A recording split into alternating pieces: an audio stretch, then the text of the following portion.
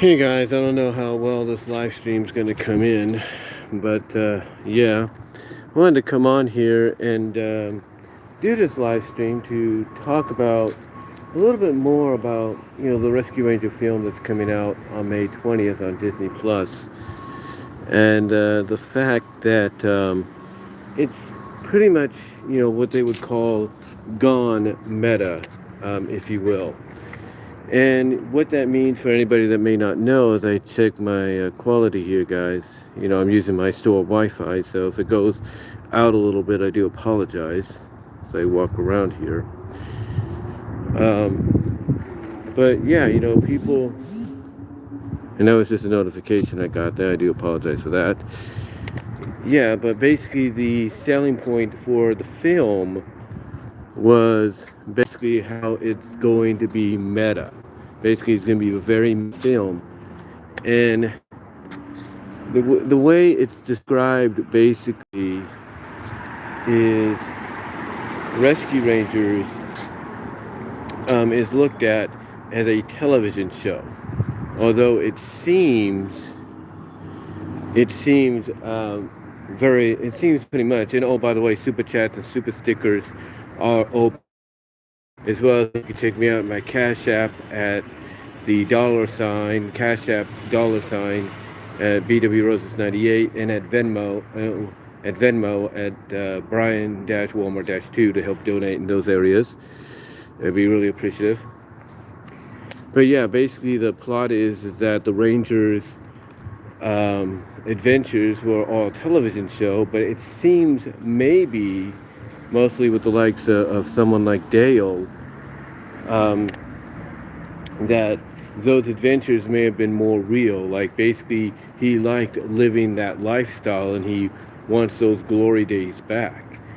Now we're not too sure about how the others are going to play into this. We know Chip might be kind of in the same category as Dale. Like, he wants to probably relive those glory days of being a ranger, being a crime fighter, even if it was fictional at first, that maybe a part of him likes the idea that, hey, we can make this a reality. We can make this real, if you catch my drift. And again, I don't know how the others like Monterey are going to play into this, or how Gadget's going to play into this. There is a good chance. There's a good chance we'll get our answers to all of that, obviously, in the movie when it comes out, like I said, on May 20th. First of all, I want to address again the trailer, because I know some people like Andre Meadows of Black Nerd Comedy and a few others like AC Race Best and all that. When they saw the trailer, at first they didn't really notice Gadget afterwards, when we saw the opening of it, like the, them partying in the past and all that, we didn't see her afterwards or anything like that. But the truth is we did. When we see the Ranger plane flying, in the sky, in the night sky, basically a CGI, real life version of the Ranger plane. We could see who's piloting it. We could see it's Gadget who's piloting the Ranger plane. We could see that, just by the blonde, like the.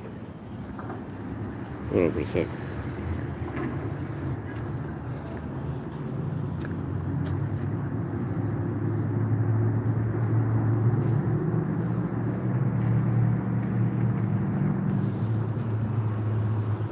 Sorry about that. But like I said, we could see it's, Gadget flying the plane because of her dirty blonde hair, if you will. Dirty blonde or brunette hair, whatever you want to call it, in her ears. Then we see her again when Zipper is launching Dale off off of the plane with he's on like a miniature rocket or something like that. We see Zipper lighting the fuse for it, and we see Gadget in the pilot seat, watching it happen. And either, like I said before in the last live stream, either she's covering her face like this when she sees it happen, or she's just like, she can't, bear to look about what's going to happen to Dale. And it almost looks like she's kind of doing both, like, maybe she can't bear to look about what's about to happen. And, maybe that is telling us something. I'm not really sure. Because it's always been like, to me, as I've said before, it's always been like a speculation that Dale and Gadget could potentially, or were being positioned by Disney to be a couple. Like, Disney was positioning them, Tad Stones and all them were, positioning, Gadget and Dale to be more than just friends, when we got a possible proper conclusion. And I also want you to notice in the trailer too who Gadget's next to when, you see the flashback and Chip saying, "Here's to many more seasons of the Rescue Rangers." Who is she next to? She's next to Dale. And then, like I said, when you see Monterey lifting them both up, who are the ones that get lifted up the highest thanks to Monterey on both ends? Gadget on one end, Dale on the other. So to me, I don't know if maybe that will be addressed, that perhaps something was planned between them or whatever, or something did happen. We don't know. Because again, like I said, you go to that part where Dale's being, shot off on a rocket from a miniature rocket off the Ranger plane. Gadget's right there. She's looking, and then she does this, like either covering herself from the blast or in the smoke, as well as, maybe even, kind of closing her eyes out of concern, like, oh, I don't want to see what's going to happen to Dale and everything. It makes you wonder if maybe they're going to, like I said, bring something up about that in the film. And speaking of Gadget, like I said, we do see her, and when AC and Toodles, who, by the way, AC Race Best, the AC is for Acorn Cafe, so he knows who I am. He actually mentioned that one time when they saw me in a super chat during the Semi-Perfect podcast. He acknowledged who I was, says, "Oh, I know who this guy is. I've met him before on, in the cafe." So, obviously he knew who I was, and that's where him and, like I said, his wife Toodles, Sarah, I guess her name is, met as well.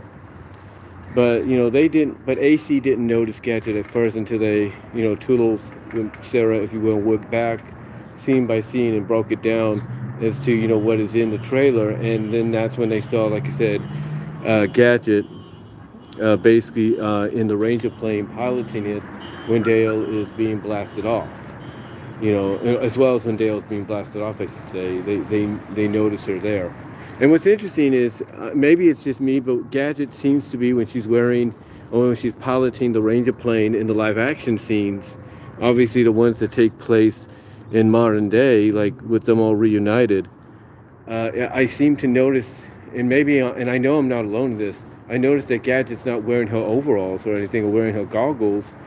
Instead, she just has her hair out like she does without the goggles, but she's also like wearing a black shirt. So you have to wonder exactly what has she been up to lately. What has her role been?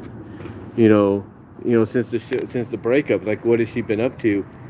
And my speculation on that is, and I'll probably go into this more later on in another video. Like, what has she been up to? My speculation is, I think, not only has she remained an inventor, as we saw in the show, and even in, I guess, as far as the movie is concerned, real life, but I think just by the, based off the fact that she's wearing a black shirt and all that, I get this feeling that, and I'm not going to say I'm not going to say this is what they've done, but, knowing how, movies are based on classic nostalgic shows, animated or live action, and especially if they have a main female cast member, again, I'm not saying they would do this or anything, but just based off the fact that when movies or newer shows get, made as continuations, comebacks, if you will, of classic versions, of the original versions, and they have a main female character, sometimes that main female character, when she comes back, yeah, she kind of resumes the role that she was in previously, but then she shows that there is more to her now than, what they expected. Like, she's been doing other things besides kind of sticking to what, she's known for, on the show and even outside of it. And to me, again, I'll probably go into more detail about this later in another live stream or video. I think Gadget, honestly, might have been, and again, my guess and speculation, Gadget might have been doing some MMA, like, underground fighting, combat fighting, on the side. Basically something like, we wouldn't expect, that how do I put this, that nobody would expect to see her do. Nobody would expect to see Gadget do something like that whatsoever.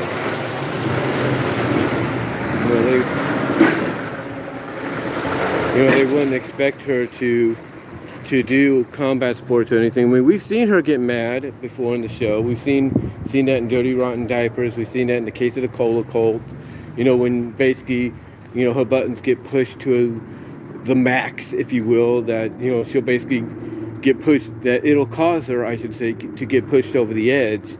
And thus she'll end up becoming she'll basically become unhinged. In other words, she'll want to basically get her hands on somebody and beat the crap out of them, severely. So I'm just speculating, maybe the fact that because we see her in what looks like a black shirt or something like that when she's piloting the Ranger plane in the live action scenes, that maybe she's been doing more than just, keeping up with the inventing like we saw in the show and even outside in real life according to the movie, which is very meta itself, but also the fact that she's been doing some combat sports and all that. She's been fighting, if you will. She's been doing underground fights, if you will, on the side to, keep her mind focused. So basically keep her, keep her from, just constantly getting into a rut of just constantly inventing new things and all that. So I would not be surprised if maybe we learned that she's been doing maybe combat sports, underground fighting on the side, so that way she could maybe contribute more than she did in the show and outside of it as part of the team. I'm not saying that's totally true or anything, but again, with these kind of films, that are films or shows, if you will, that like to bring these kind of old nostalgic fan favorites back to life, give them like another run, if you will, or another shot in the arm. We usually get something like that with a female character. A good example, if you will, as crazy as this sounds, is when I watched Justice League Dark Apocalypse War. We knew that from a storyline perspective that things had, but we didn't know exactly what it had done to a lot of the people around there. We had no idea what it had done to a lot of the people around. Like, how did it affect them? What did they do to kind of toughen up and, do more than just what they're known for doing or, making a living for? And one of the things we saw as an example of that was Lois Lane. She had become basically like an underground fighter, taking on, any kind of challenge, any kind of fight to help out the resistance. And we saw that with her fighting Harley Quinn. So, so to me, it's nothing really new when you get down to it. It's nothing really new to see something like that. And again, I'm not saying that's exactly what happened with Gadget, but again, when you see from the trailer her piloting the Ranger plane, and you don't see her in a traditional outfit, but you see her in a black shirt and all that. I'm not saying it gives off those vibes, but again, this being what it is and having that meta-ness to it, where the show is basically what we saw in the Disney afternoon was indeed exactly that. It was a show and everything, but they were a team. They were like real life friends behind the scenes and everything. I would not, like I said, I would not put it past them to do something like this. I wouldn't. I mean, like I said, an example I give when it comes to this meta-ness kind of being utilized in a show, being brought back to be like a comeback or a continuation, if you will, of the original, is Fuller House. I mean, we all know some of the meta-ness that they threw in there in the first season or so, as well as in the second season. But we also saw something out of some of the characters we didn't expect. Like with Stephanie, with Jodie Sweetin's character, we didn't expect her character to be a singer in the show. I mean, we know Jodie's a great singer, there's no doubt. She's very talented. But I think they only touched upon that like once or something like that, once or twice in the show, in the original show, but never touched upon it again. And yet here, um, yet here in the Fuller House series on Netflix, not only do they touch upon that, but they show that she became a big star. She became a semi-decent pop star in the process. And that's kind of, and here's the thing, we didn't expect that, as viewers, we didn't expect that to happen for Jodie's character, even though, like I said, the thing was touched upon once or twice in the original show. We didn't expect that to happen, right? And yet it did. And that's kind of very meta because that's what Jodie did after the show was over. Yeah, she still acted and everything, but her main career output was, after Full House was done, was singing, was being an artist, independent or signed to a record label or whatever. It was singing, being in a band and everything. So for her to bring and cross that over to, to the Fuller House continuation of Full House, and then have it kind of be, passed on to, I think, what was her niece or her daughter or something like that. It's very telling. It's very, very telling, if you will. But again, we didn't know, we didn't think, we didn't think for one moment, even after they touched upon it, that they were going to bring that back. In the original series, we didn't know they were going to actually bring that back and make it a main focus, or sort of a main focus for her character in the series, in the newer series. Period. We didn't know that until we saw it. So that's very meta, that taking something that she did in reality, outside of the actual show, the original show, after it was said and done, and they ran with it. They ran with what she had done afterwards and made it part of her character. And then, like I said, I think they allowed her to have it passed on to her niece or a nephew, or niece or her daughter or something like that. They had her pass it on, which again, the way it plays into what I'm speculating about, Gadget and what she's been up to, I would not be surprised. I would not be surprised if maybe outside of, still being an inventor, as seen on the show, and even, meta-wise, outside of the show as the movie depicts, I would not be surprised that maybe, based on the fact, and again, I'm not saying they've done this, but based off the fact that she's wearing a black shirt and everything, but no goggles when she's piloting the Ranger plane, to me, that almost screams like maybe she's trying to become more adventurous, more daring, and maybe more, combative. So again, I'm not saying that's a fact, but the way her character is, and the fact that we only got to see this, combative, aggressive, like I'm gonna kick your butt kind of deal because you pushed me over the edge, only a couple of times in the show.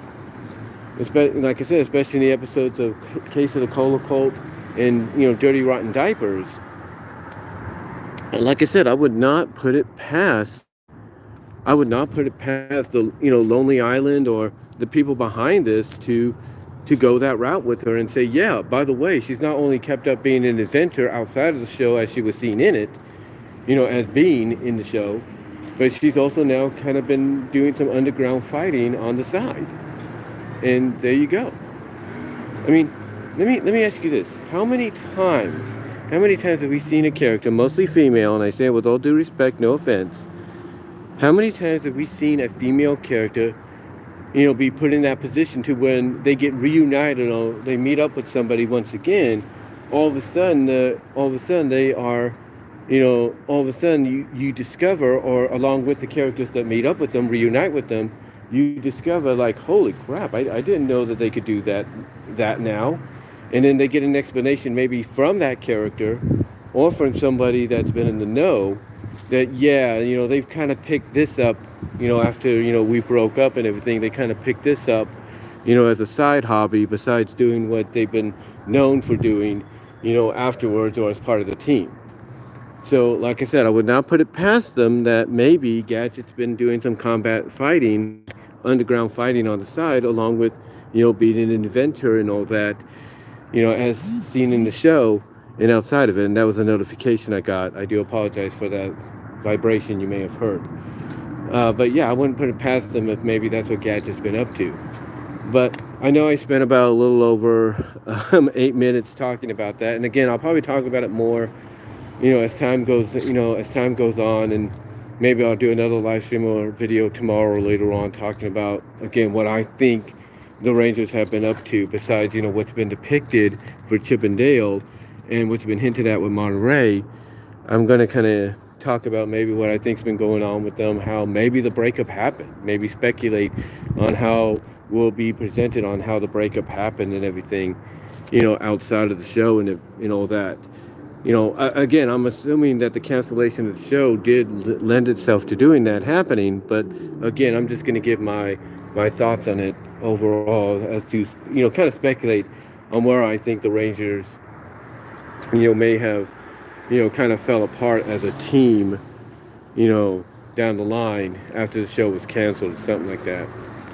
But the other reason I wanted to do this video, and I know I'm about 21 minutes and 25 seconds in, is to answer the question at 21 and a half minutes, to answer the question of why is the movie being so meta, and why is it, why are they going with this trend, and is this trend something that a lot of movies and shows will go down in the near future that might be brought back because of nostalgic reasons, because they still have an established fan base,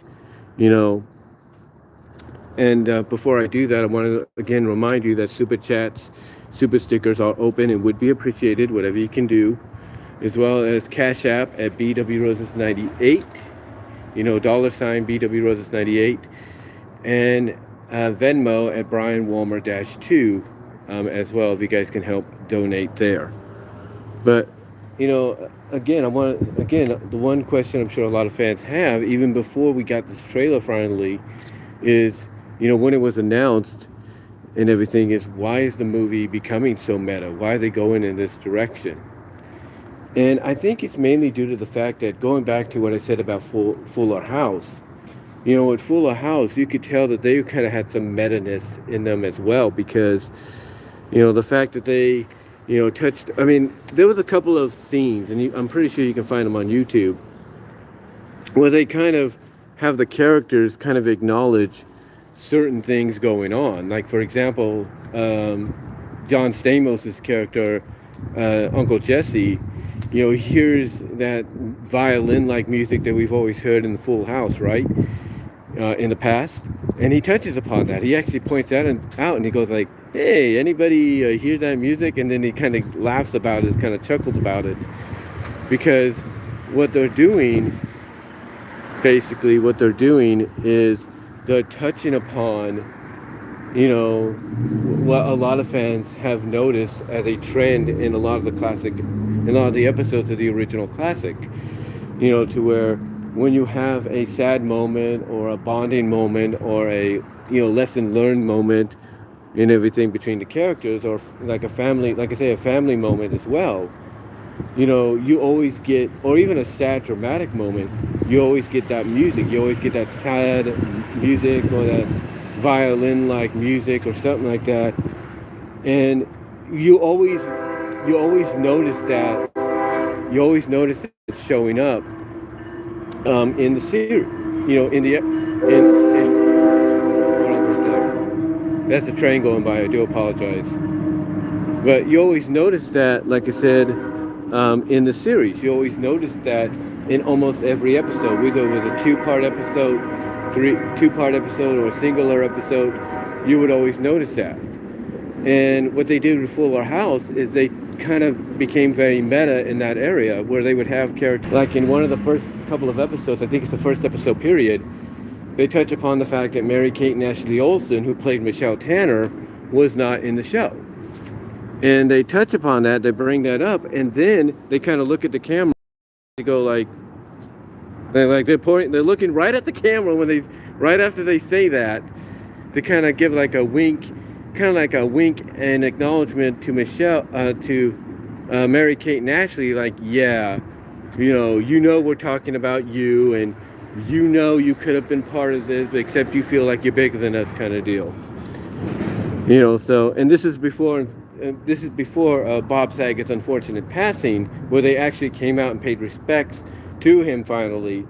But before that, even Bob Saget was in on it, along with Dave Coulier and John Stamos, and Candace Cameron, if you will, and Jodie Sweetin, and Lauren, and Lauren Loghood, Rebecca, if you will, in the show. They all gave that acknowledgement, along with some of the new cast members. Like I said, just looking at the camera like a wink moment of, we're talking about you, Mary-Kate and Ashley, and the fact that you're not here because you feel like you're bigger than us. And that right there is a meta moment. Like, they're basically acknowledging what every fan has already known about, what every entertainment news show and gossip show and all that has touched upon when the show was coming out, that Mary-Kate and Ashley would not be part of this, as Michelle, and that they had to write a scenario as to why she didn't want to be there, or why Michelle basically couldn't be there. And then that's why they gave that little wink and nod moment that's very meta. And that's why you see and that right there is a prime example, ladies and gentlemen. That right there is a prime example as to why, a lot of these, classic shows, either they're animated or live action, when they're brought back and you have certain people behind them, why they're going a very meta route. They're going to meta, it's because of the fact, as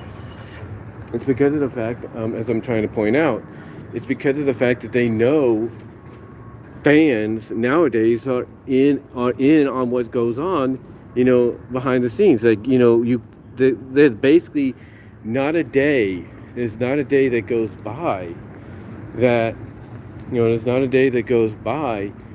that, basically fans won't find out about something happening behind the scenes of one of their favorite shows, animated or live actions, or one of the favorite upcoming movies or sequels to a movie, animated or live action. There's not a day that goes by that they don't hear about something happening, and they kind of on their own figure out exactly what that could be,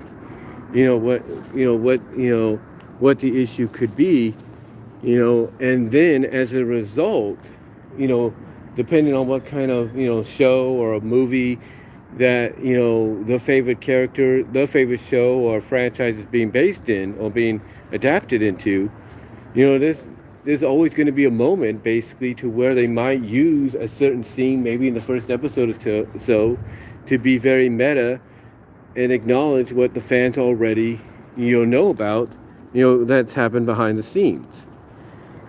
And that's why we have Rescue Rangers being the way they are. Now you might say, well, that doesn't make sense with Rescue Rangers because we've always known they were animated. That is true.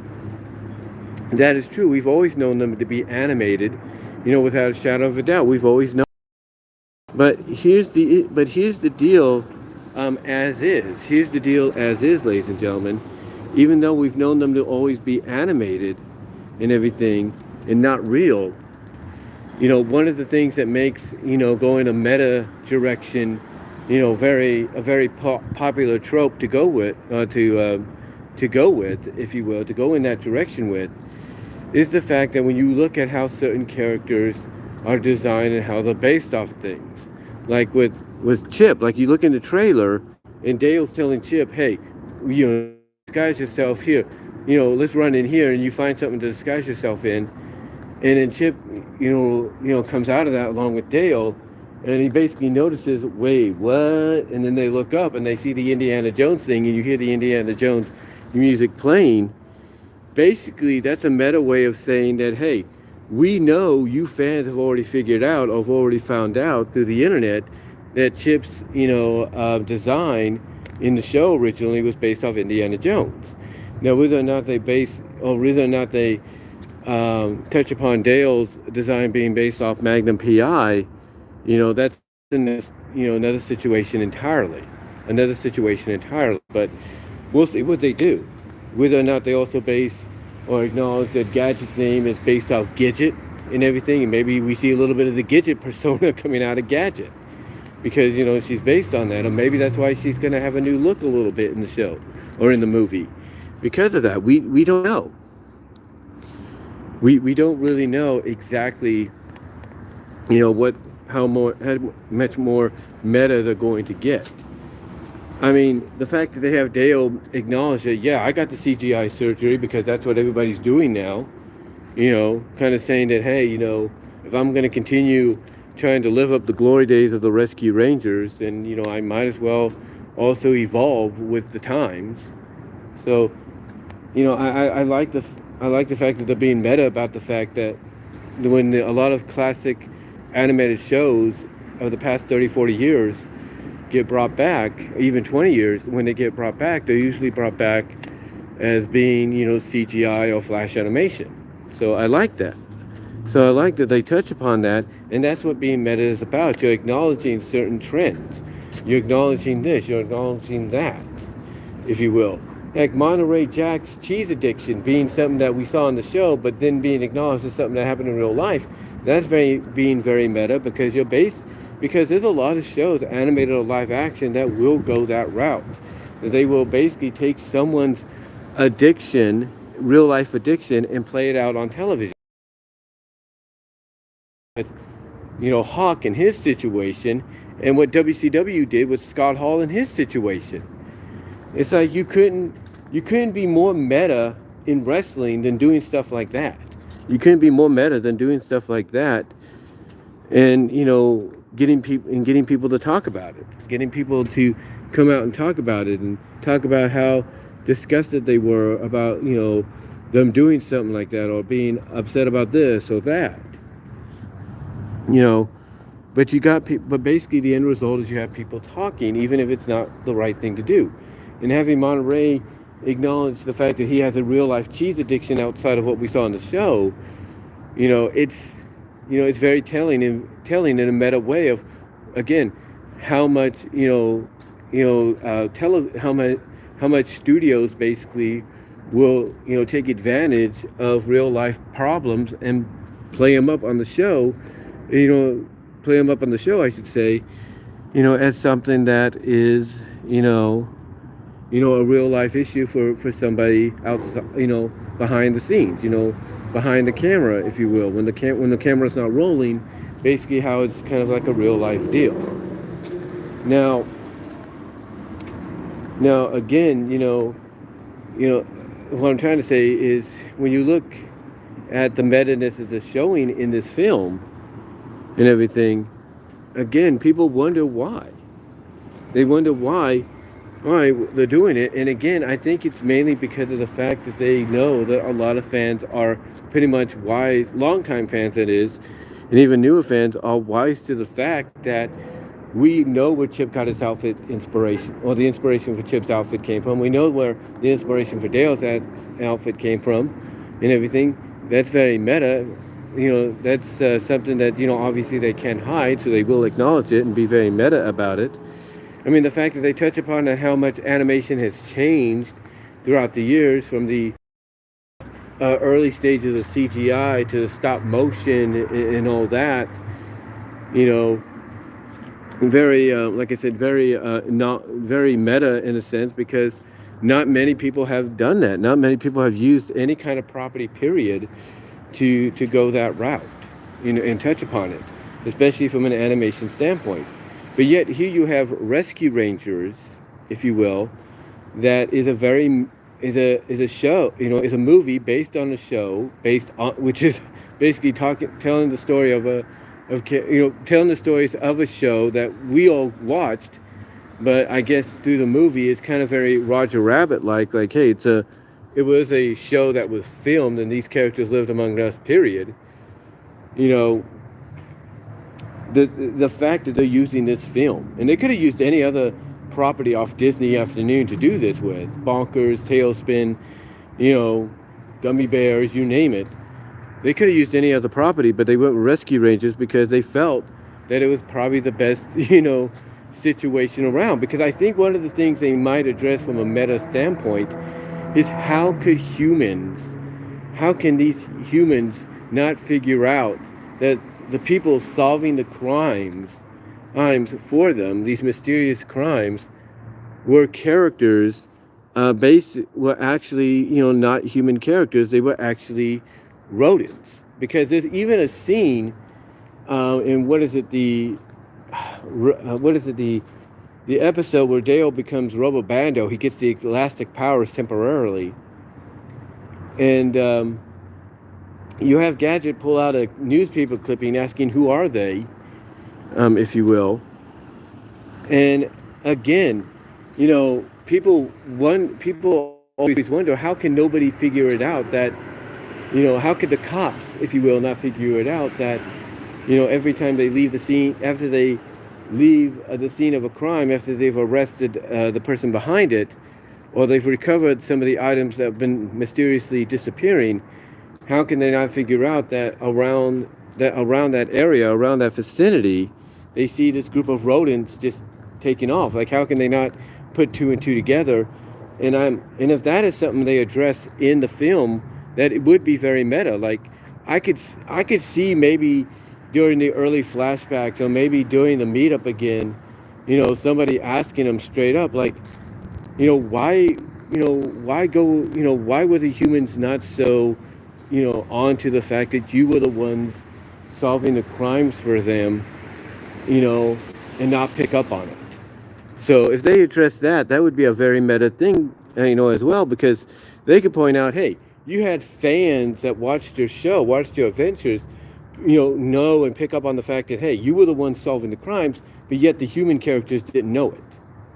So it could be something that, they touch upon, and, it'll be really interesting on how they, bring that, to the forefront. If be really interesting. That could be a meta thing that they talk about as well. But, here's the thing, though. Here's the thing. Rescue Rangers, with them going the meta route, because one of the big meta things as well that gets touched upon, that will be touched upon in a big way, obviously, in this film, is them becoming a real team afterwards, a real crime-fighting team afterwards. That is known to everybody, but now they're not just, actors in the show, they are the real deal. They are real crime fighters. That is something that is very meta and somewhat true to life. Because there are people that, look at, fictional heroes, and they want to be those fictional heroes, even for their local towns or cities.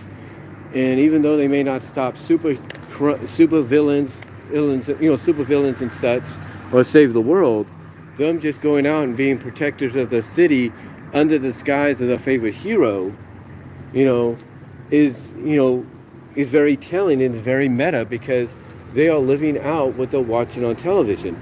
True, they're not the actor or the actress, that portrays the hero, but from a very meta perspective, they are being that hero. They are portraying themselves as that hero.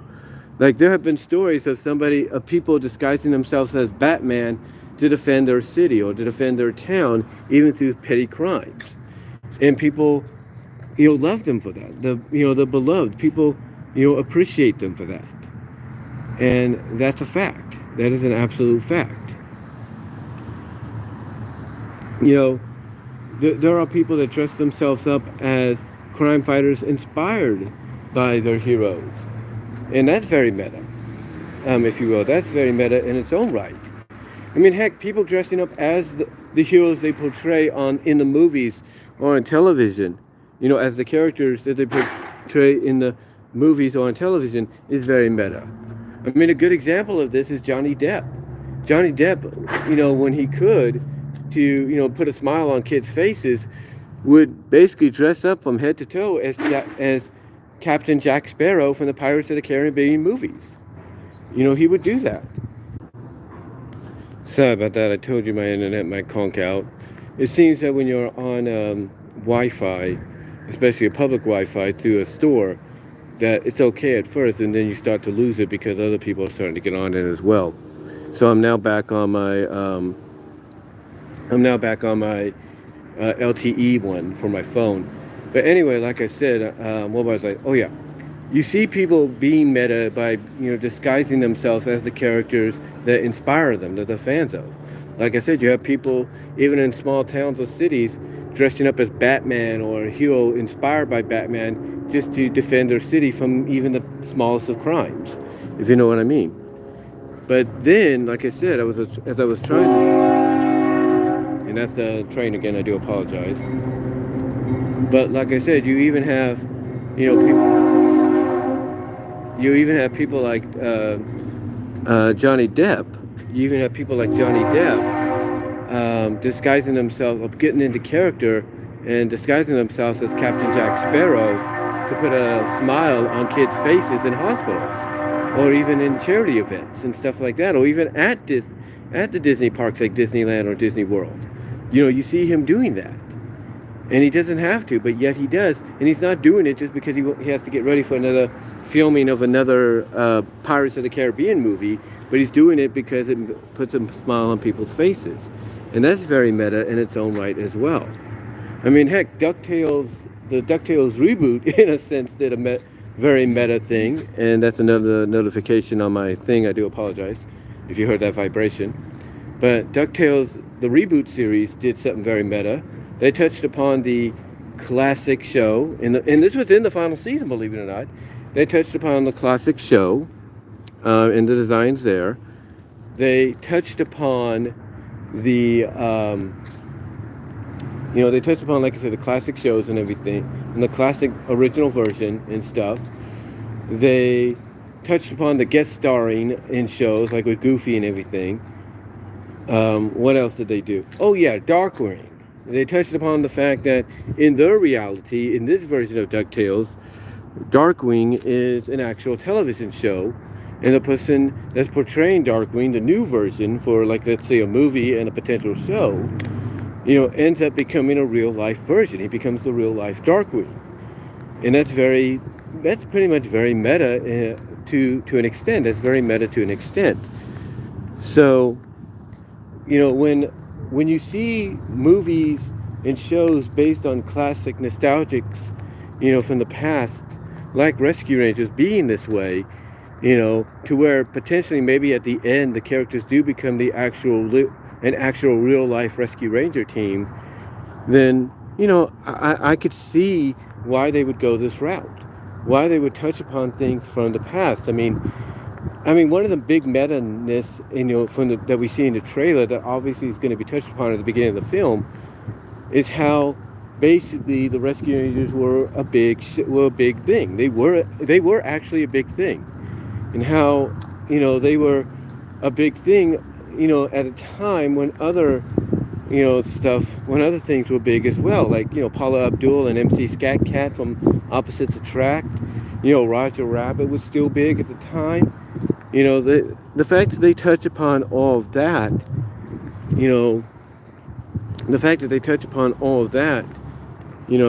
as we, as they, show us how things were in the past for them before going to the present 30 years later, it shows you how meta they can be. But I think the other reason, a lot of these people decide to take these classic properties, live action or animated, mostly animated in this case, and go this route with being meta, is the fact that, well, basically, long story short, and by the way, super chats and super stickers are open and would be appreciated. Whatever you can do would be really appreciative. $1 to $5, whatever you can do, would be greatly appreciative. But like I said, the reason they're doing this is very similar to why Roger Rabbit was done the way he was, why you had a show like Bonkers done the way it was done, even though that was fully animated, because they're basically going with the idea of what if. They're going with that what if idea of what if the Rescue Rangers were an actual show that was not animated but filmed. And the Rangers themselves were actual characters living among us. And they become such a popular deal back then, along with the likes of, TMNT and all that, that they, got to be part of all these big shindigs. Like, they got to be part of, these cast parties, these cast member parties, or these, big, charity events, or just, parties in general, Hollywood parties in general. So, why not go that route and kind of do the what if scenario and make it and use the meta trope to kind of think about, okay, to kind of play around, I should not think about, but kind of play around with the idea of what if they were part of our world? What if they were really living among us? What if they were doing this? What if they were doing that? Kind of thing. And by playing around with that, and then also adding in being very meta about, let's say, how Chip got his, design originally, how it was inspired and such, for the show, and then potentially also touching upon how Dale got his look, and then also touching upon how, like I said, like what Dale says in the trailer, I work today, so I'm tired. But, how Dale puts it, how a lot of animated shows, classic characters and all that, animated classic characters, I should say, get the CGI treatment. Why not go that route? Why not combine, like I said, the what if scenario? What if the characters, did live among us? And, what if, they acknowledged, the fact that, they were popular at one point, and then they broke off, maybe because they found out the show was canceled. And then not only that, but also kind of acknowledge, how certain things were inspired for certain characters and moments in the show. It makes a lot of sense. It makes a lot of sense, if you will, from my perspective. It makes a lot of sense. And that's why you see these kind of things going the route they are. That's why you see movies being very meta to an extent. That's why you see these things, being done by certain people like Lonely Island and Adam Sandberg and, the other guy that's voicing Chip, and then you have people like Seth Rogen involved and all that.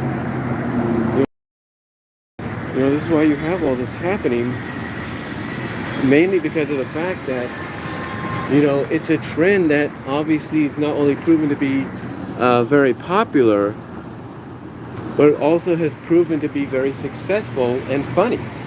Because here's the thing, you can tell believe it or not, you could tell a story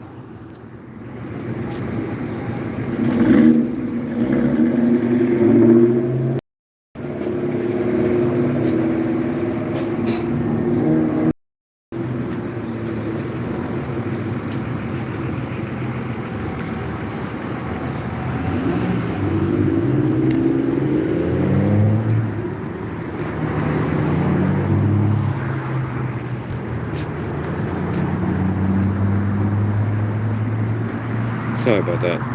And like I said, you could tell a story, as I check my time here. So you can tell a story along with it. You could tell a story of how, how they get back together, how they broke up, how they get back together, but also, like I said, be very acknowledgeable of, in a meta way of, how, they got certain inspirations for the designs, You could, also tell also go that, like I said, go the what if route. You combine all three of those elements of a decent story, telling how everything, started out good, then went to crap, and then how things are going to, be resurrected, if you will, in a good way. You combine that storytelling with, the what if scenario of what if they were, actually living among us, as well as you add in the scenario of the meta trope of touching, basically acknowledging and touching upon how certain things were back at the time when the show was popular, or how certain, designs were, inspiration for character designs, happened. You could do all that, and it would work. It would actually work in the long run. It would actually work in the long run if done properly, correctly and properly. So to me, that is why when you see something like Rescue Rangers, when you see something like, potentially maybe Darkwing Duck, because that has Seth Rogen behind it, you know, when you see these shows and other shows as well be meta and to an extent, like Full House did for a bit, like DuckTales reboot was to an extent, especially at the end. When you see them be very meta in their own way, but also be able to tell a good story to go along with it, that is saying something. That to me is saying something about why this trope, this meta trope, this what if and meta, this what if trope and meta trope, or what if story, this what if, basically this what if trope and these what if and meta tropes, if you will, are utilized when telling a story. Because like I said, obviously they've proven to be very successful. They've proven to be, popular with a lot of folk. So why not go that route? Why not go the route out that is proven to be, as I check something here, guys, hold on.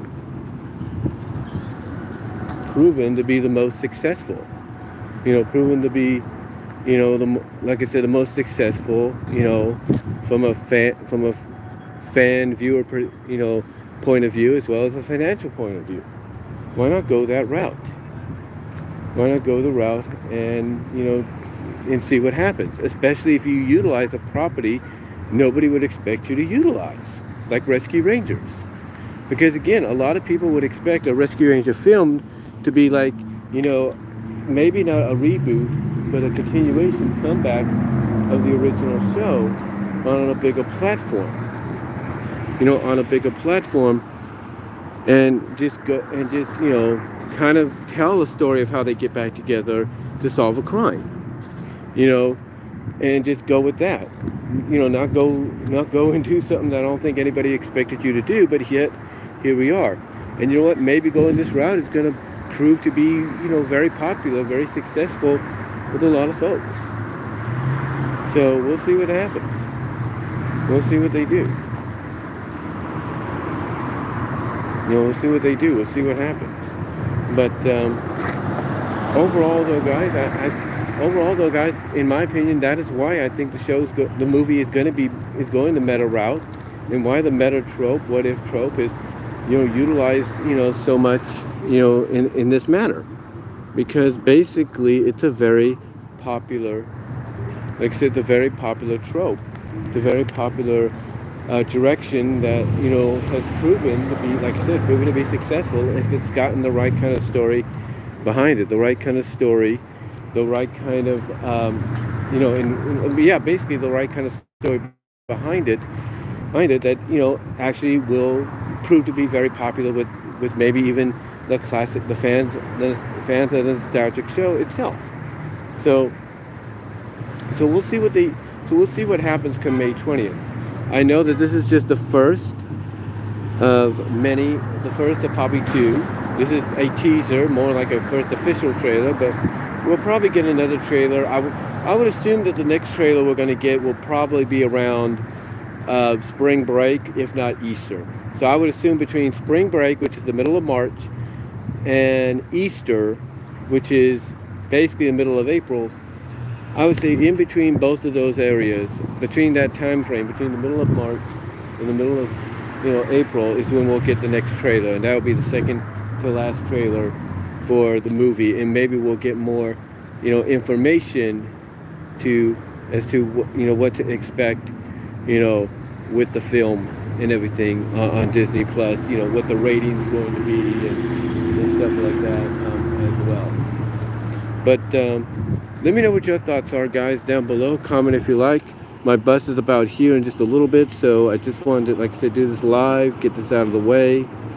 But again, let me know what your thoughts are overall about it. How do you feel about the Rescue Ranger movie being, going the meta route, and what if route, the meta trope, basically utilizing the meta trope and what if trope to tell the story?